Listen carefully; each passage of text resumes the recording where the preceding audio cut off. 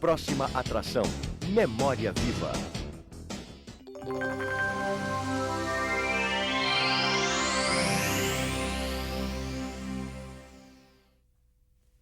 Olá, no ar pela sua TV Universitária, o programa Memória Viva. Hoje recebendo um cidadão que é natural de Natal, tem 65 anos, é farmacêutico, mestre e doutor em físico-química, escritor e professor universitário. Ele foi presidente da Associação Farmacêutica do Rio Grande do Norte, professor fundador do Departamento de Química e coordenador desse curso na Universidade Federal do Rio Grande do Norte e presidente da Cooperativa Cultural Universitária. É um escritor muitíssimo bem-sucedido, embora só tendo surgido na maturidade, mas já publicou vários livros, todos eles com excelente repercussão, com os seguintes títulos: Lugar de Histórias, premiado pela União Brasileira de Escritores, Histórias Quase Cruas, essa expressão curiosa ele vai explicar por que, O Fantasma Bufão, que é um livro infantil, Lugar de Histórias, que é outro livro de contos, Tempo de Histórias, que é um livro que ele está lançando por esses dias, é um livro que está quentinho, saído do forno, A Roupa da Carimbamba, que é um novo livro infantil desse autor importante do Rio Grande do Norte, essa grande figura de Bartolomeu Correia de Melo, que se encontra no programa Memória Viva para ser entrevistado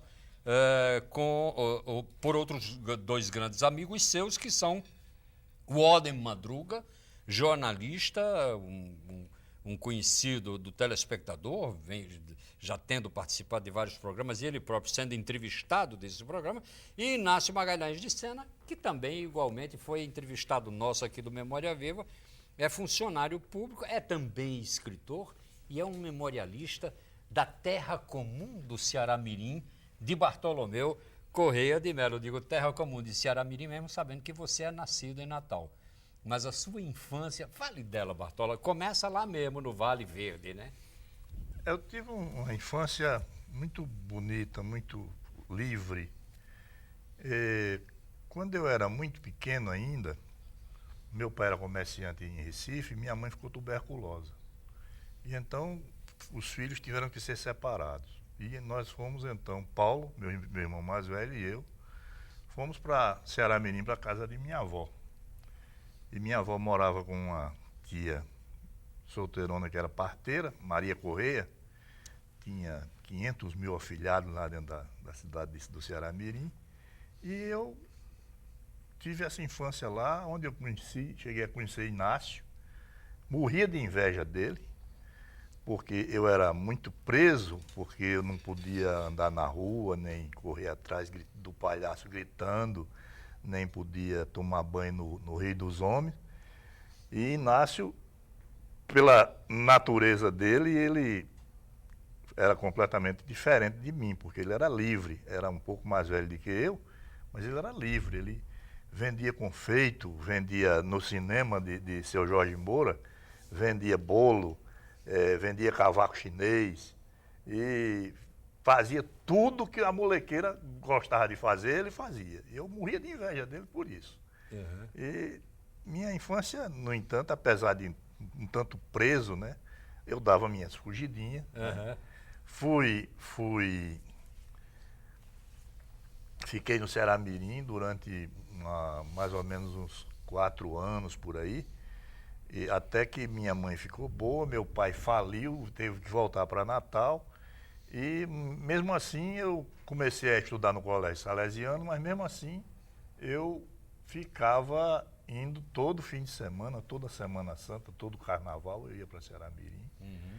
E eu sou ceará-mirinense naturalizado. Isso.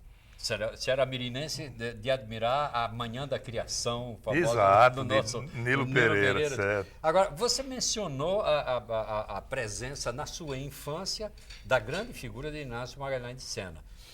Que outras grandes recordações você teria da infância, Badalomeu? Você, nessas suas fugas, o que é que você aprontava? Você lembra de algum episódio particularmente?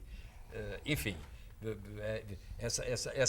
esse universo infantil é também uma coisa muito fortemente disseminada na sua bela literatura.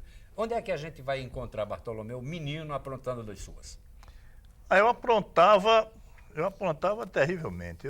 Primeiramente, eu me lembro que uma certa vez eu não resisti e fugi para correr atrás do palhaço. Eu e Raimundo Pacheco, aquilo primo que meu. Inácio fazia regularmente. Exato, agora vou. Aí o que acontecia? Os meninos iam, gritavam o palhaço, como a gente dizia, e botavam o palhaço, depois riscava com tinta. Marcava pra gente mostrar e entrar, né? Só que menino de família tinha que tomar banho 5 horas da tarde, né? Aí cadê que eu queria tomar banho? Eu queria ir pro circo, né? Aí resultado, terminaram descobrindo, né? Porque eu tomei banho e aí tentei refazer a marca, mas dei azar, quebrei o tinteiro, aí derramei tinta por todo canto, e minha tia chegou e me botou de castigo sem jantar. Aí eu fiquei sem pão nem circo, né? É verdade. Agora, explica. Bom, vou lembrar o Walden e a Inácio. Claro que sim, deve, Inácio, por favor. Você é personagem.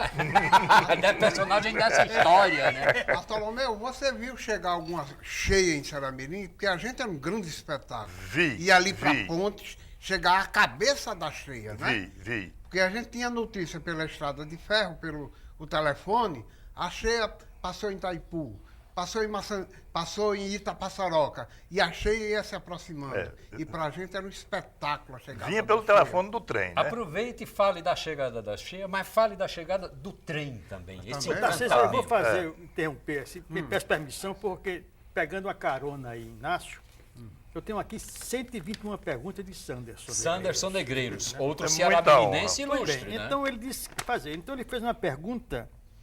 Santos fez umas 30 perguntas, eu resumi aqui em 2. Porque ele começa a fazer as coisas e tal, e escreveu um livro com as perguntas dele. Você falou na infância e Sanderson pede para eu perguntar a você como é que foi a sua infância, menino, você já contou. E o que representa para você o trem de Saramirim? A chegada do trem na estação, o apito do trem antes da curva, anunciando a sua aproximação da cidade. Mato Rei. Para o poeta de Santos lá, para o poeta Sanderson, o trem era um alumbramento, uma fascinação. Ele, o menino Sanderson, gordinho e rosado, se imaginava um maquinista no futuro. O menino queria ser maquinista, ele, Sanderson, né, para ganhar o mundo conduzindo o trem. Você tinha também essa ligação com o trem de Saramirim? Tinha porque, inclusive, eu viajava frequentemente, né, lá para Saramirim, que eu morava ali no fim da Manuel Dantas com a Deodoro, e quando era na sexta-feira de tarde, sábado de manhã, ou era sábado de tarde, não me lembro bem, eu descia aquelas escadas Da Caerne. Da Caerne, e ia lá em Santos e Companhia, onde meu pai... Do saneamento. Exato. Onde meu pai trabalhava em Santos e Companhia, vizinho ali à tribuna. Conheci muito o velho. Aí eu chegava, pedia dinheiro a ele e saía. Nesse tempo, eu, 11 anos de idade, e a gente andava no Natal para todo canto. Né? Verdade. E eu pegava, entrava no trem, e certa vez o trem quebrou em Extremóis e eu me chateei e disse, sabe uma coisa, eu vou voltar para Natal, não vou mais não. E vinha a pé. Eu vinha a pé de Extremóis até Natal. Mas essa cidade é meia-noite, né? Quer dizer que teu velho, você menino, pegava o trem sozinho. E ia daqui para Não era eu, era qualquer criança. As crianças que naquele tempo não havia juizado de menores, né? Não havia. Não, e quanto à questão que Sanderson falou, eu achava muito gostoso andar de trem. Achava muito gostoso mesmo. E aquele fato de Daqui chegar em Extremóis, que comprar grude, comprar Extremóis é bolo uma preto. festa, né? Não é só Paris que é uma É. festa, né? Extremóis é uma festa. É uma Pelo amor festa. de Deus. Olha, você prefere mais Grude, Extremóis ou tapioca. Paris? Sou mais Extremóis. Ah, tá. Sou mais Minha Extremóis. avó era angicana. Minha avó depois da Afonso Bezerra, né? Passou ao município um pedaço de Angicos dela. Carapebas. Carapebas, exato. E então, minha avó, ela ia frequentemente ao trem, porque ela sabia que dia tal passava um parente ou um padre dela para ir deixar coisas do sertão. Carne de sol, queijo de maravilha, coalho,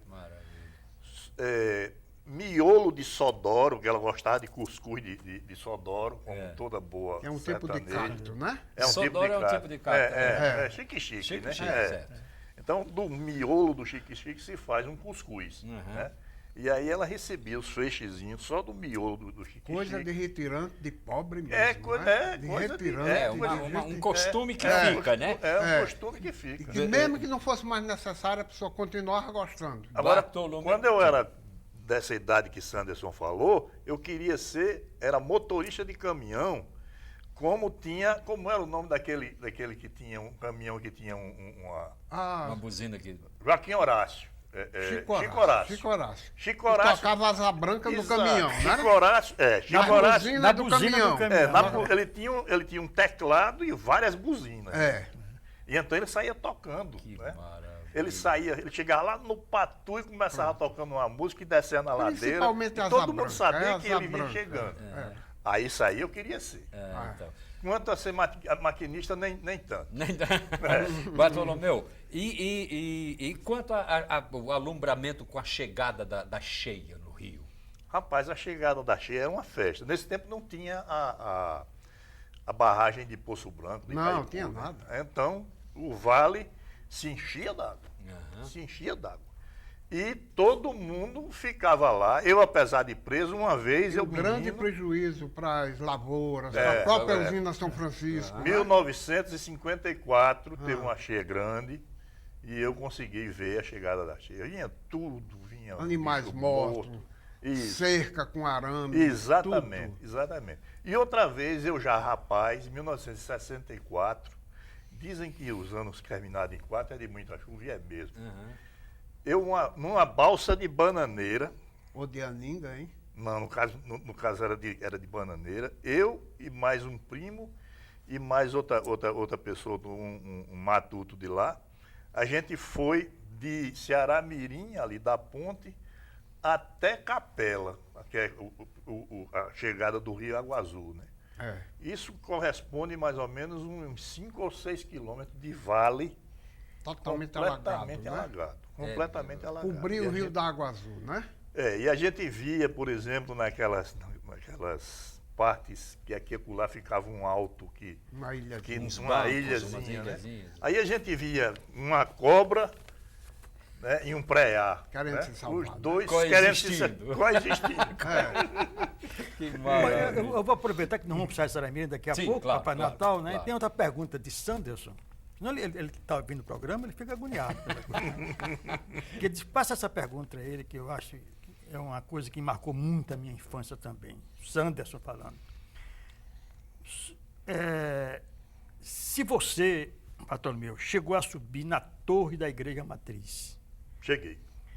Nossa Senhora da Conceição, e se lá do alto, se subir para contemplar toda a beleza do Verde Vale, Eita. o casario distante, a chaminé dos engenhos, se você ainda se recorda do som do sino da igreja anunciando a Ave Maria. Rapaz, chega Ó, me arrepio todinho. Poeta para o poeta, né? É isso aí, é isso aí, é isso aí. A impressão dele é a mesma minha. E eu que fui sino, eu era o próprio sino. Eu me balançava com os pés para fora. Ele era Você e o cineiro, Paco da ele era Notre Dame. cineiro. Não, Era eu mesmo cineiro me lá em apoiava Brasília. assim, eu mesmo virava o sino Você e não era- foi enredar para de rua e ele me deu batido, né? Mas sim, O sino, subir na torre era uma aventura. Porque já naquele tempo, depois eu não sei se eu fiz várias vezes. É uma aventura porque tinha umas escadas meio precárias e com com cupim, né? É E perigoso. o Padre Rui recuperaria depois. Que Padre Rui depois recuperou, né? É. E era perigosíssimo, né? Mas, rapaz, a vista do vale, nesse tempo ainda muitos engenhos moendo, os engenhos com aquelas baforadas Maravilha. dos bueiros. Azulando no meio do verde. Azulando no meio do verde, exatamente. Mas, rapaz, só tem poeta por aqui, que bom. E as canas em pendão. E às vezes elas se balançando ao som do Danúbio Azul à tarde. E Da o cheiro, pescadora da igreja. ele ficava dançando com uma vassoura lá, É. no Nubio Azul. Mas agora é o seguinte, você descreveu assim, a dificuldade de subir essa escada da Torre da Matriz. Será que Santos, gordinho, com 80, 90 quilos, subiu essa escada? Hein? Subiu. Menina de 11, 12 anos de idade, sei lá, subiu. Subiu, porque eu acho que a diferença de idade que existe entre nós dois era que exatamente deu tempo a que o cupim não estragasse tanto. Né? Mas, Bartola, até agora só a infância, o paraíso da infância, Ave mas chega um Maria. momento em que você é desarnado, como você gosta de dizer. Aliás, deixa eu ver uma coisa aqui, eu vou pedir permissão a você, porque a gente já vai travando contato com o estilo de Bartolomeu. Esse escritor maravilhoso, ele diz assim, na abertura do livro Histórias Quase Cruas: nascido em Natal, nos idos finais da guerra, 7 de 3 de 45, feito contra a soca malbrotada da aristocracia canavieira falida, descendente de anti-heróis e aparentado com sofridos poetas e políticos sofríveis. Por avó sertaneja, criado no Ceará Mirim, Vale de Engenhos, sua terra madrinha, cenário temático de seus escritos, foi criança terrível e adolescente abominável. Eu queria que você falasse dessa criança, enfim, terrível, o adjetivo que você usou, talvez diga respeito exatamente ao fato de ter sido muito presa durante um certo tempo, enquanto saía para fazer as travessuras no outro momento. Mas eu queria que você falasse da coisa da educação formal. Bartolomeu vai descobrir o meio através do qual, via escrita, via linguagem, vai expressar todo esse fascínio pelo Vale, pelas personagens do Vale. Por favor. Olha, primeiro eu vou filosofar. Claro. Aonde você, sem ter infraestrutura naquela pessoa, exige muita virtude, você termina colhendo hipocrisia. Então, a disciplina de minha avó era tão rígida que eu terminei sonso. Sua avó é Maria Correia, viu? Maria Correia também, sim. Quem é Maria Correia? A minha tia. A tia né? dele, é? Eu terminei sonso. Né? E, por conta de ser sonso, quando menos esperava, a presepada estava no meio do mundo. Né? Quem foi? Já se sabia. Foi Bartolomeu. Né? Então, eu era um enfant terrível exatamente por conta disso, porque eu aprontava mesmo. Eu me lembro de uma vez que eu estava precisando de fazer um couro para fazer uma baladeira, não contei conversa. Tinha um sapato de uma prima minha lá, eu peguei e cortei o sapato da prima. Era uma prima pobre, coitada, eu só tinha aquele sapato para ir para o colégio. E eu fui lá e cortei e fiz o couro da minha baladeira e tudo bem, não teve problema. Quer dizer, eu era assim, meio inconsequente e criativo demais nesse aspecto com criança, e se eu tivesse querendo alguma coisa para fazer um brinquedo, eu fazia mesmo, eu não queria saber das consequências. E qual a sensação, digamos assim, o impacto causado no contato com a ordem educacional? O professor, mestre escola, rígido também, outra ordem de rigor. Meu primeiro mestre escola foi seu Zé Tito, lá em Ceará Mirim, que era um parente afastado meu também, que ele tinha uma escola, Externato São José, e lá estudavam todos os meninos de família, né? De família, né? De classe Os outros média, eram né? Filho do diabo. Então, eu tive lá, me lembro bem como meus colegas, meu irmão, Pedro Simões, foi meu contemporâneo lá.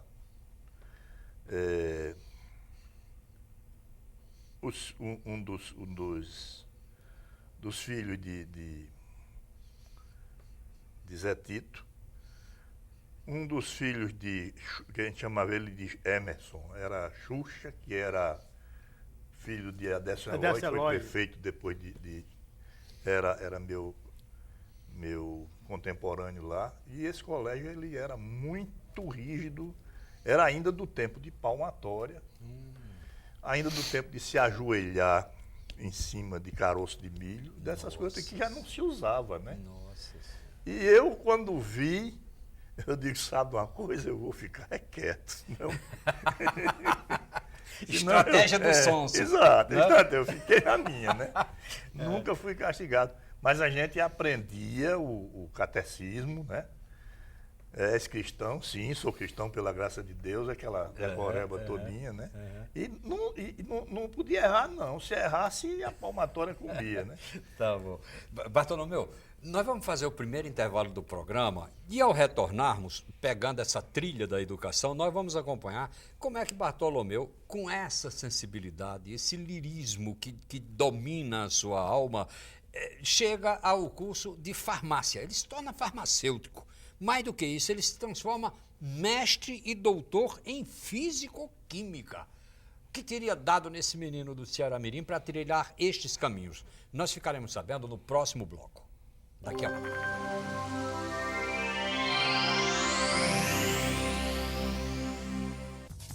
Reportagens, entrevistas e comentários sobre tudo o que acontece na sua cidade e no seu estado.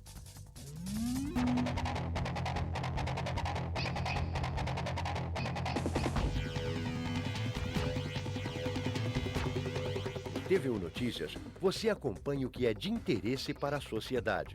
TVU Notícias, de segunda a sexta, às 6:30 da noite. O cuidado com a saúde é muito importante e, neste assunto, é sempre bom ficar atento às informações para saber como agir com nós mesmos e com os outros. Atue como educador nas campanhas de prevenção contra a malária e a dengue. Isso pode ser feito no dia a dia. Evitar focos de mosquitos na sua casa e nos locais próximos a ela e orientar os vizinhos a fazerem o mesmo são ações que estão ao alcance de todos. TV Universitária, cidadania se faz com educação.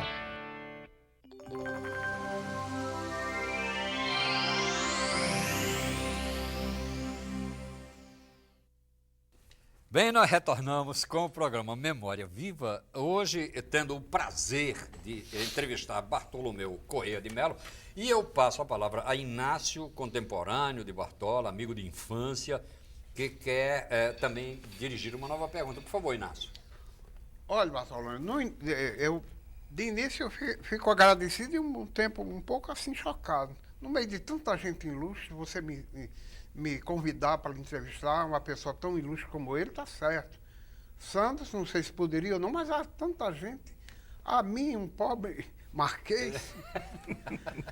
Sim, eu gostaria de lembrar que Bartolomeu me conhecia, mas eu não conhecia tanto a ele, né? Eu via... Ou seja, o inverso ocorria. Você era a personalidade importante da época. Não era não. Pelo contrário. O povo me dizia, coloque no seu lugar. Eu era da mundiça, ele era família. Eu vendia as coisas. E eu via Bartolomeu, Paulo de Tarso, descerem para a escola de seu Zé Tito. É bom, você citou, Bartola já citou também, você citou agora novamente, e é bom lembrar para o telespectador que Bartolomeu é de uma família que tem outro grande escritor, exatamente o poeta, o excelente poeta Paulo de Tarso Corrêa de Melo. Por favor, Inácio. Eu conheço ele lá em Ceará Mirim. Agora, eu vejo ele, eu não conheço. Depois, quando eu me mudo para Natal, que eu tinha muita amizade com o Raimundo, que é primo dele, filho de Dona Idalina, irmã da mãe dele, uma pessoa que ajudou muito a minha mãe, uma pessoa generosíssima. Aí em Natal eu faço contato com Dona Gracilde Corrêa de Melo, que é a mãe dele. Uma pessoa extraordinária, inteligente, culta, sensível. Ela fez o Colégio da Conceição, né? Mas Dona Gracilde me recebia cantando área de ópera. Era uma pessoa de uma simplicidade e, ao mesmo tempo, sofisticado. Eu acho que todos os filhos se espelharam na inteligência, principalmente emocional, de Dona Gracilde. Não somente Bartolomeu, como Paulo de Tarso, e como também Geraldo José, que hoje mora em Campina Grande, é do Banco do Brasil, e é um excelente leitor. Quem é que nos garante, se ele tentasse escrevinhar alguma coisa, não brotaria também o escritor em Geraldo José? Eu me pergunto. Perfeito. E seu João de Mello, o pai dele, uma pessoa extraordinária, um provedor de família maravilhoso, um homem como modelo de simplicidade, de honestidade. O grande ídolo, a grande coisa para seu João era primeiro a família e depois a loja maçônica. Seu João era, assim, uma pessoa dedicada. Primeiro a família e depois a maçonaria. Perfeito. E conversávamos mil coisas. É quando eu conheço Bartolomeu. Certo. E lá adiante, bem mais para cá, Dona Gracilde é a primeira fã dele. Ela diz, olha, José Bartolomeu está escrevendo umas coisas aí que eu acho que vai dar o que falar. Esse dado é extraordinário. Vai dar o que falar. Porque você nos dá a chance, Inácio, de esclarecer para os muitos leitores de Bartolomeu, cujos livros têm repercutido, é um trabalho de excelente qualidade literária, sempre se indagaram, né, o fato de Bartolomeu ter estreado já na maturidade. Já professor reconhecido na universidade, etc, etc. Mas estreado em livro, que eu estou querendo dizer. Né? Então você está dizendo que Dona Gracilde já percebia. Reconhecia o valor dele. Isso dá para a gente ligar com aquela história do estudo. Quer dizer, o fato de Bartolomeu ter optado pela ciência inicialmente, do ponto de vista de formação, da educação, etc., teria feito com que esse adiamento fosse forçado, fosse necessário, fosse absolutamente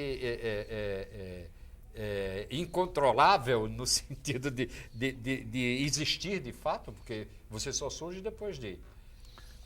Eu lá em casa, como Paulo é uma pessoa muito brilhante, e sempre foi uma criança precoce, muito inteligente, superdotado mesmo, e eu era normal, então ele era visto como normal e eu como retardado, né? Então eu sempre, a minha infância toda eu fui meio coadjuvante, né?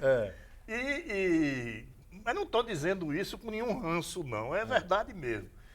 E o que acontecia também era o seguinte, é que Paulo estava destinado a aquela questão da aristocracia rural falida, né? Paulo estava destinado a ser médico e eu, para recuperar talvez alguma condição rural, novamente, eu deveria ser veterinário ou agrônomo, né? Isso foi assim que eu fui criado. E eu ainda fiz o curso comecei a fazer veterinária. E quando eu desisti de veterinária, foi assim eu queria ir fazer química no Recife, e foi assim uma certa decepção dos meus pais, e eu terminei sem muito apoio para ir para Recife, né? E fiz o curso de farmácia aqui, porque era o que estudava mais química. Aqui em Natal não tinha escola de química. E por que essa atração pela química, hein, Bartolomeu? Não sei. Na realidade, eu sempre, nas minhas presepadas de menino, eu ficava fazendo experiências. Suas sessõezinhas de alquimista? Tudo. Por exemplo? Por exemplo, com poucos anos de idade, 3 ou 4 anos, minha avó me botou num pinico, eu fiz o serviço e ela foi lá fora, estava cozinhando, e de repente eu fui ver se botei o pinico no fogo. Botou o pinico no fogo. Recomeço. O eterno recomeço, né? Exato. Será que cozinha? Então pronto. Eu fui um químico muito precoce. E eu tenho uma qualidade que que para mim terminou se tornando um defeito. tudo que eu me meto a fazer, eu faço. Né? Tudo, eu para encontrar exatamente o que eu queria, eu tinha... É uma curiosidade natural, uma coisa de... Então, tanto na parte de ciência, como de literatura, de biologia, de ciência exata, tudo que eu me meto a fazer, eu faço com uma certa facilidade. Aí você diz, isso é ótimo. Não, é horrível. Agora, porque você não sabe, no fim, o que é que você quer. Entende? para Bartolomeu, a literatura brasileira tem outro grande farmacêutico, grande poeta, não é? Que é Drummond. Drummond.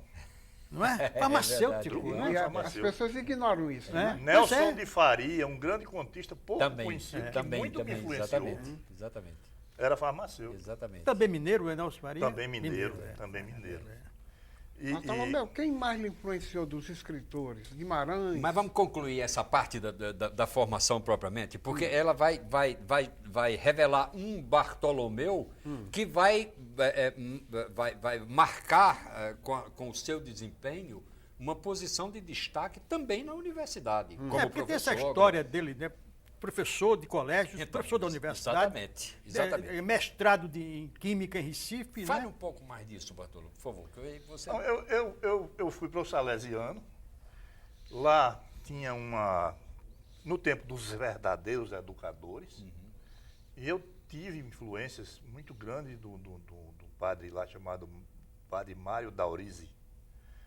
E depois eu fui para o 7 de setembro e fiquei lá com quem? Com nada mais nem nada menos do que Antônio Fagundes. O Nosso velho mestre. professor Fagundes, foi professor de Water mestre. também. E nesse tempo, o professor tinha valor, eu fui aluno de Tarcísio Medeiros, de Alvamar Furtado, de Eulício Faria de Lacerda, de José Melquíades, certo? De quem mais? Doutor Américo, não? Não. E de muita gente, de William Aires da Rocha, ele chamava ele de perigoso. Conterrâneo de Tarcísio, O Mossoró. perigoso. O William Birajá? Não. William Aires da Rocha. Ah, tá. E muitos outros professores que realmente influenciaram. Depois eu fui para o Marista. Lá no Marista, eu peguei o irmão Armandão, que esse me legou muitos e muitos hectares de vida de mundo interior. Era uma figura impressionante ele. Ele era veterano da Primeira Guerra. Entre a Primeira e a Segunda Guerra ficou na Legião Estrangeira. Na Segunda Guerra ele foi da Resistência Francesa. Depois da Segunda Guerra, figuraça. Depois disso ele resolveu ser religioso, já velho. E era uma pessoa que ele era professor de física e de matemática, mas ele ensinava física e matemática ao lado de história da ciência, de filosofia, certo? Ele não informava somente, ele formava. Ele usava a física para educar. Ele pegava, por exemplo, desenho de Tom e Jerry e passava para a gente e dizia aonde é que as leis da física estão sendo desobedecidas. Naquele tempo. Fantástico. Né? E era impressionante. Então eu tinha essa coisa. Agora, eu tive uma fase de aluno relapso demais. Que meu pai chegava e dizia, meu filho, você quer mesmo continuar estudando? Se você não quiser continuar estudando, eu arranjo um lugarzinho lá em Santos e Companhia para você, vou lhe ensinando meu ofício, coisa e tal. Eu digo, não, pai, eu quero estudar. Mas eu não dizia isso porque quisesse estudar, não. É porque eu tinha vergonha de chegar, começar a conversar com uma menina e ela dizer, você estuda onde? E eu dizer, não estudo. Essa foi a única razão que eu continuei a estudar, foi essa. Certo? E realmente outra coisa que eu tive colegas, principalmente no Colégio Marista, eu tive colegas de turma, colegas de colégio, e o Marista incentivava muito as atividades extracurriculares. Eu tive colegas de colégio, Marco Aurélio de Sá, Valdemar Avelino, de Jair Dantas, Otávio Tavares, Zé Eduardo, Moura, esse pessoal todinho, Metterlink Rego, né? Todo esse pessoal trabalhou comigo lá no esporte. A gente fazia um jornalzinho no colégio. Eu fiz jornal de colégio com Marco Aurélio de Sá e de Jair Dantas. Dois jornalistas. Dois jornalistas. Hoje. Jair morreu, mas foi um grande jornalista. Foi um grande jornalista. Grande inteligência. Então, a educação, né, que a gente tinha naquele tempo era Bartolomeu, foi nessa época que você começou a escrever seus primeiros contos, não? Eu escrevia desde o tempo do Marista, porque lá tinha o Grêmio Literário. E esse Grêmio Literário, uma vez por ano, fazia um concurso. Você ganhou, pois é, conta essa história de um conto, o título é ótimo, sugestivo, Diabetes. Né? Diabetes é a história de um sujeito que fumava muito. Você vê, depois a coisa caiu para cima de mim. Diabetes é a história de um sujeito que fumava muito e tinha que arranjar um jeito de se livrar do vício. Então ele começou, toda vez que queria fumar, ele chupava uma pitomba, só que o tempo de pitomba acabou, ele ficou doido. Né? E aí ele terminou, descobriu ficar chupando balas de hortelã, que era o que o professor Fagundes lá no 7 de setembro, quando tentava deixar de fumar, fazia. E aí ele ficou muito feliz porque tinha deixado de fumar, aí morreu de diabetes, né? Porque ficou viciado na bala de hortelã. Basicamente, o conto é isso. E engraçado, a pessoa que julgou, eu me lembro bem, a pessoa que julgou esses contos era Neiliano de Castro. Eu nem se lembro disso, eu nem se lembro. Neiliano, como era uma coisa assim, o número de contos era relativamente pequeno, que era só do colégio, então eu acho que ele foi o único julgador, né? Ele estava aparecendo nesse tempo já, e foi Neiliano de Castro que colocou. Então ele colocou para mim assim que eu me lembro bem que o comentário dele foi o seguinte: um vago humor machadiano. Ele colocou. Eu fiquei cheio de... É pouco, hein? É bom. Bartolomeu, nós vamos fazer agora o segundo intervalo do programa. No terceiro e último bloco, nós vamos acompanhar a trajetória vitoriosa de Bartolomeu, agora sim como autor literário, confirmando aquele vaticínio de Dona Gracilde, que Inácio lembrou há pouco, de que esse menino vai acontecer, ainda vão falar deste menino. Tá? Então, daqui a pouco nós vamos acompanhar e vamos ver, inclusive, alguns desses livros publicados por Bartolomeu. Daqui a pouco nós retornamos.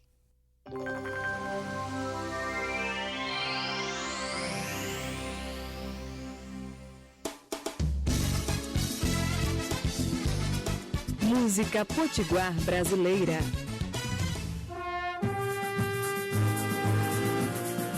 Vozes do Brasil. Música viva. Você só ouve aqui. Universitária FM. Há 9 anos em parceria com a arte, com a cultura e com a boa música. Você já pensou como é não saber ler? Não reconhecer as palavras e por isso não ter oportunidade no mercado de trabalho? Você que teve a oportunidade de estudar, seja um multiplicador. Ajude um programa de educação a funcionar melhor. Adote um estudante. Ajude esse estudante com seus conhecimentos. Doe livro e material didático. Colabore para que possamos construir uma educação de qualidade. TV Universitária. Cidadania se faz com educação.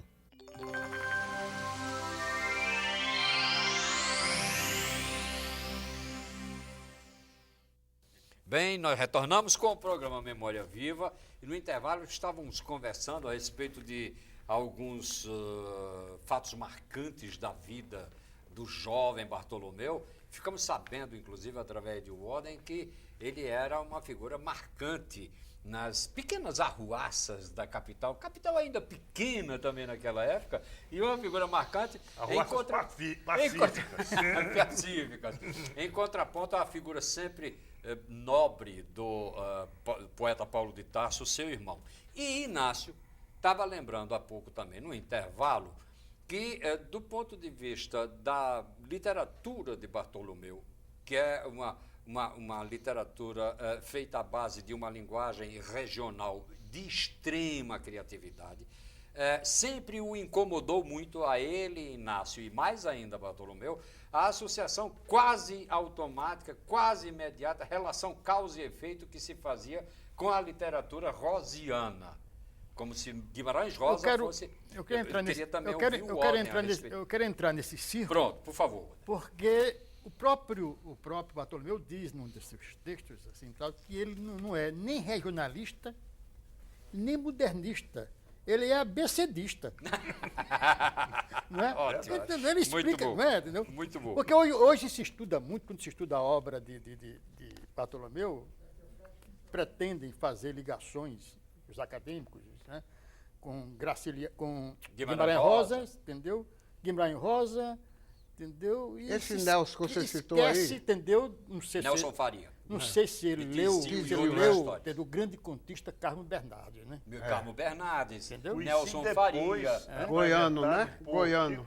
Pois bem, Juarez Barroso. Exatamente. E o grande Zé Canto de Carvalho, sem né? dúvida, sem dúvida. Esse talvez o maior de todos. E o no meu Walden, gosto e a literário. matriz de tudo isso, que é o próprio sertão que se oferece como matéria-prima. A fala do povo. A fala do povo do sertão. É Não isso tem aí. como. Bartolomeu, vá falando da sua literatura, por favor, e eu vou mostrando. Aliás, os eu vou livros. interromper mais uma vez, Sim, vai ser a por última vez, antes da pergunta de Sanderson. Não, vá, por favor. Nesse livro, Lugar de Histórias, eu acho Isso. que é, quando você faz o seu discurso, agradecendo o prêmio Joaquim Nabuco, o seu discurso é um dos textos mais definitivos que eu já li.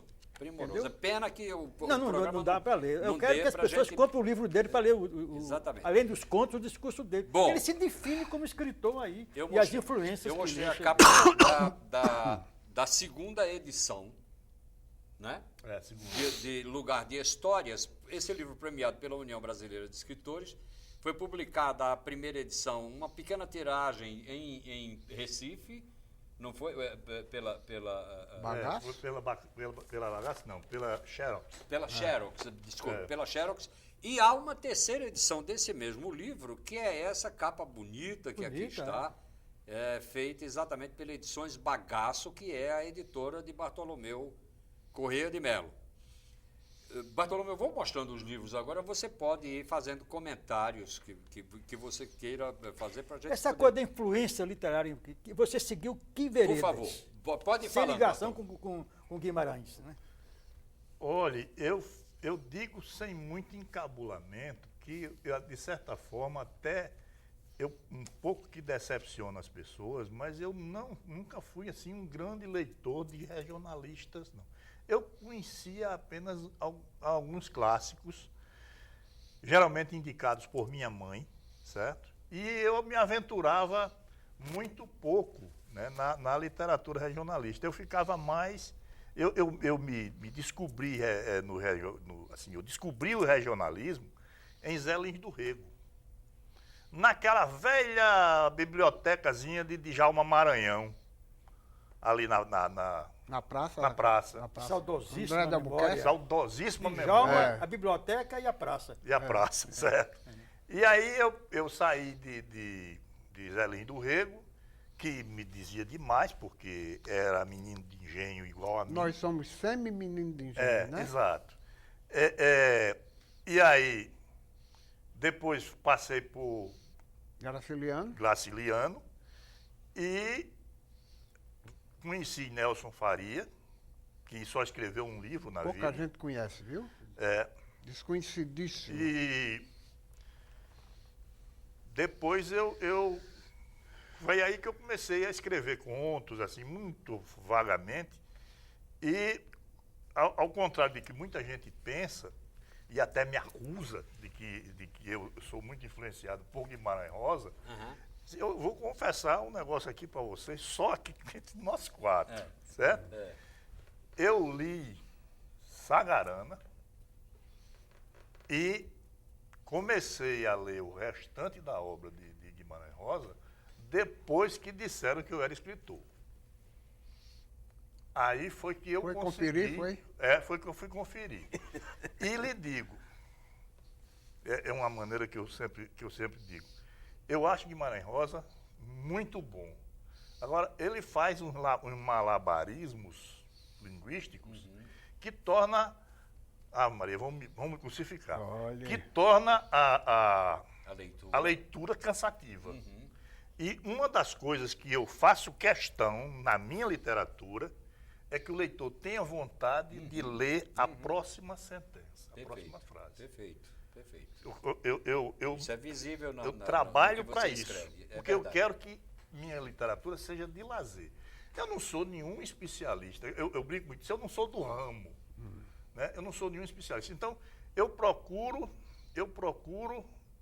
não, como eu digo, não ficar voejando filosofias, não ficar fazendo beletrismos. Né? Eu conto as histórias sem... Quer dizer, você se considera um contador de Eu histórias. sou um contador de histórias, Tão intuitivo e espontâneo quanto, guardando as diferenças, que ele era gênio e eu não sou, Patativa do Assaré era poeta. Certo? Perfeito. Comparação. Muito bom, essa comparação Eu maravilhosa. sou intuitivo como Patativa do Assaré era poeta. Você faz a palavra da cangapé, né? A palavra na sua mão é um malabarismo, né? Porque minha avó era do... Então eu tive um universo linguístico de infância. Minha avó era de Angico. Dessas influências aí. Talvez muito mais forte do que Zé Lins, do que Guimarães, do que da tua avó, tua tia, Minha avó era uma grande contadeira de história de Trancoso. Pronto. Certo. E tinha o linguajar do cabugiano dela. Meu pai era da zona da Mata. Da Serra do Cabugi, né? Da Serra do Pico do Cabugi. Cabugi. Meu pai era de Nazaré da Mata. Então tinha um nordestinês. um substrato. E também já um terra- tanto diferente. Terra de Marcos Ascioli, grande poeta. Isso. E também região da cana, né? cana, região da cana. semelhante a Seramirim, né? Semelhante a Seramirim. A família do meu pai toda tem origem Lá de Aliança, né? de Aliança, que era Nazaré da de Mata. Nazaré da Mata. E tinha a minha região de Ceará-Mirim mesmo, que aí já era um outro linguajar. Então eu tive 3 dialetos para daí trazer para a minha literatura. Agora, deixa eu fazer uma pergunta, Bartolomeu, que é a seu tanto provocativa também, então. A gente pode imaginar que a exuberância intelectual de Paulo de Tarso, seu irmão poeta de enorme talento, o qual você admira muito. Mas muito. Mas essa exuberância intelectual dele serviria como fator de inibição para você publicar logo os seus livros? Você já sabia que você escrevia bem, afinal, você teve o veredito, ainda na juventude, de um camarada que sempre foi tido e havido como absolutamente rigoroso aqui, não apenas na descoberta de talentos, como na condenação da mediocridade, que foi nem Leandro, nem sempre foi assim, sempre agiu assim, né? Isso que eu perguntei, faria sentido, não? Não. Não, né? Não, porque eu era ainda sou muito disperso, muito despreocupado, certo? Com aquela necessidade de me... O meu sonho era ganhar o Prêmio Nobel de Química. Meu sonho, na realidade, era ganhar o Prêmio Nobel de Química. Agora, a convivência com Paulo, com minha mãe, que era ela juntamente com minha mulher, grande mulher, minha mulher, eu tenho que fazer esse elogio. O nome da nossa Maria querida Verônica, Verônica, que foi coordenadora aqui da presidente da Compev, Compev. presidente da Compev, Entrava reitor, saía reitor e ela permanecia. Exatamente. Por competência. Exatamente. Aí, minha mulher, minha mãe e mais umas 3 pessoas eram os meus referis. Né? Eram as minhas referências. Eu escrevia e entregava para eles. E aí eles achavam que era bom, que gostavam, coisa e tal. E eu só comecei a realmente me preocupar com literatura, eu vou ser meio cabotino agora. Mas tem que ser. Olha, Tem que ser cabotino. eu discuti uma vez com o Paulo a respeito de o que é ser intelectual no Rio Grande do Norte. Tinha que ser humanista. Tinha que ser humanista. Gente como Liaci, como Otto Anselmo, como Aldo Barbosa, com trabalhos publicados em revistas nacionais e internacionais, cientistas de valor, não eram vistos no Rio Grande do Norte como intelectuais. Tinha que ser beletrista, né? Era mais para cientista louco. Tinha que Então ser... eu sempre ficava meio revoltado com isso. Né? Tinha que ser beletrista, certo? Você veja que a Academia da França não é Academia de Letras, né? É a Academia de França, né? O cara escreve, hoje em dia não, graças a Deus, melhorou. Mas antigamente se escrevia um livro de poema, passava no computador, o nome dele como poeta não chegava em Ceará-Mirim e o camarada era visto como intelectual. Enquanto isso, um cientista com trabalhos publicados no exterior, no Brasil todinho, não era visto, não era considerado, respeitado, reconhecido. A aldeia não aprovava. A aldeia não aprovava, ou pelo menos talvez ignorava. Ignorar, é verdade. Mas você se vinga disso tudo, Me vinguei. estreando com o Prêmio Nacional. Me vinguei brincando com o Paulo. Digo, Paulo, eu vou ter que escrever um livro de literatura para poder ser reconhecido como intelectual, porque como cientista, com meus trabalhos todos. E você já é professor universitário. Eu né? já professor universitário. Né? Então eu fiz, quer dizer, terminei de ser cabotino. Na realidade, foi isso aí que aconteceu. Nada, você está falando com muita franqueza de uma coisa absolutamente verdadeira, Bartolomeu. Você é hoje, sem qualquer sombra de dúvida, uma referência da ficção norte-riograndense, mas uma referência que não se prende a um reconhecimento local, é um reconhecimento na região e até nacionalmente. Você pode Mas ter consciência ele ainda não é reconhecido como merece. Sim, nem no Rio Grande do isso- Norte, nem no Brasil. Mas isso também leva um certo tempo. Como Se Luiz você Berto contar- de Recife, de Pernambuco, É né? verdade, Luiz Berto, é verdade, às vezes maravilhoso. isso- Meu amigo Tomé Filgueira dizia que não estava preocupado com isso. As obras dele estavam aí, ele Belo tinha a artista. eternidade todinha para ser reconhecido. Belo artista. Não, Eu não exatamente, estou preocupado. Exatamente. Tomé que ilustra, Eu não estou inclusive, preocupado. a capa, né, a Belo capa artista. do último livro de Bartolomeu, esse livro que eu me referi no começo do programa, dizendo que ele estava saindo do forno, que certamente é um livro que fará Tá, o lançamento agora é no dia... alegria. Qual é o dia? 14 de abril, na Siciliana. Assis, 19 horas. Já o livro foi próxima lançado no dia quarta-feira. 14 de abril, exatamente. Tomé, outro obcecado pela paisagem do Ceará-Mirim, não é? Exatamente, exatamente. Agora, eu queria perguntar para você, Bartolomeu, o seguinte. Você também é um autor de literatura infantil.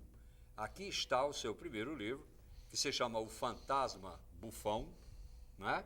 E você também está lançando agora um segundo livro. O que o levou a escrever literatura infantil? Meus netos. Só eles. Aham. Né? Meus netos, meus sobrinhos mais moços. Olha, seguinte. Eu tinha uma fazenda em Ceará-Mirim e tinha uma casa muito grande. Uma casa grande com mais de 200 anos. Eu mandei restaurar e tal. E os empregados e os agregados e os vizinhos ficavam dizendo que a casa era mal assombrada. E as crianças, quando iam para lá passar um fim de semana, umas férias, era um tal de menino acordar apavorado com medo de alma. Então eu resolvi contar uma história para acabar com isso, né? Então o que acontece? Eu inventei a história de um fantasma que começa aterrorizante, mas à medida que o tempo vai passando, ele vai se mostrando um senhor trapalhão. E no fim, ele termina desmoralizado. Pelos gases Exato. excessivos. Daí o nome exatamente Exato. do livro. Porque aí é o jogo de palavras de produtor de gases E e palhaço. Né? Perfeito. E no fim, pronto, eu consegui fazer... Aí entra um pouco de química, né? Também, também. Aí está tudo uma síntese Isso, também. Né? Entra um pouco de química. Então, e o segundo livro infantil é a história de uma corujinha que tem aqui no Nordeste, que ela canta de noite, nas noites de lua, e a cantiga dela parece dizer, amanhã eu vou. É a Carimbamba. A Carimbamba, Bem famosa, cantada da por música Luiz de Luiz Gonzaga, né? exatamente. Exato. Maravilhosa. E então, basicamente, o Neto me perguntou a respeito da Carimbamba e eu inventei na hora uma história, certo? Que é a história exatamente por que é que a Carimbamba diz amanhã eu vou. Ah, que bom. Então, quem quiser saber, compra o livro. Por falar nisso, Bartolomeu, eu queria lembrar exatamente ao telespectador que os livros de Bartolomeu, há uma tiragem relativamente recente da Bagaço, do livro Histórias Quase Cruas, e ainda é possível encontrar dessa edição também da Bagaço, do Lugar de Histórias, o livro premiado, o livro com o qual Bartolomeu estreou, nas boas casas do ramo, sem contar, obviamente, com estes dois últimos lançamentos E o aos quais convite para o dia 14 agora, não é? nós nos referimos exatamente no começo do programa. E De o modo convite que do dia 14. eu quero lembrar exatamente do lançamento do livro de Bartola, aqui neste mês de abril. E olha, eu quero também dizer que, infelizmente, como é praxe do programa, quando o programa é bom, a gente está sempre se lamentando. Diga onde é o lançamento. Não, na Siciliano, Sim, na livraria Siciliano. Então, o programa, exatamente quando é do nível do programa de Bartolomeu, a gente encerra com uma sensação de aborrecimento, porque devia demorar mais. E o Bartola, que se mostra nos livros dele e que tem essa ponta de humor tão visível nas intervenções, quando ele se permite um pouco mais de reverência e tal. Faltou fazendeiro Bartolomeu. Fazendeiro, o proprietário de caprinos, o criador de de caprinos, etc. Só no céu isso vai ser possível. Só no céu. Quem sabe num próximo programa a gente teria condição de fazer isso. Por enquanto, a gente vai se satisfazer e dizer que este programa, Memória Viva, presta um serviço à cidade e ao estado do Rio Grande do Norte sem dimensão quando grava um depoimento como este de Bartolomeu, que é, de toda maneira, uma figura excepcional, um homem que, até um pouco que relutando se mostrar por inteiro na obra literária que ele sabia que era capaz de fazer, acaba publicando os seus livros e acaba se revelando um autor de extraordinária qualidade, um ficcionista, um prosador, numa terra essencialmente de poetas, não é? Com essa sua obra, que, embora ainda esteja em formação, já é certamente uma obra capaz de orgulhar não apenas a ele, homem discreto, irreverente até consigo mesmo em determinadas ocasiões, mas ao próprio Rio Grande do Norte. Nós todos nos orgulhamos da obra de Bartolomeu Corrêa de Melo e nos orgulhamos, Bartolomeu, de tê-lo recebido nesse programa, razão pela qual, em nome da TV Universitária e da Universidade Federal do Rio Grande do Norte, eu agradeço a tua presença, a presença de Ward e a presença de Inácio, que nos acompanhou nessa entrevista, prometendo retornar na próxima semana.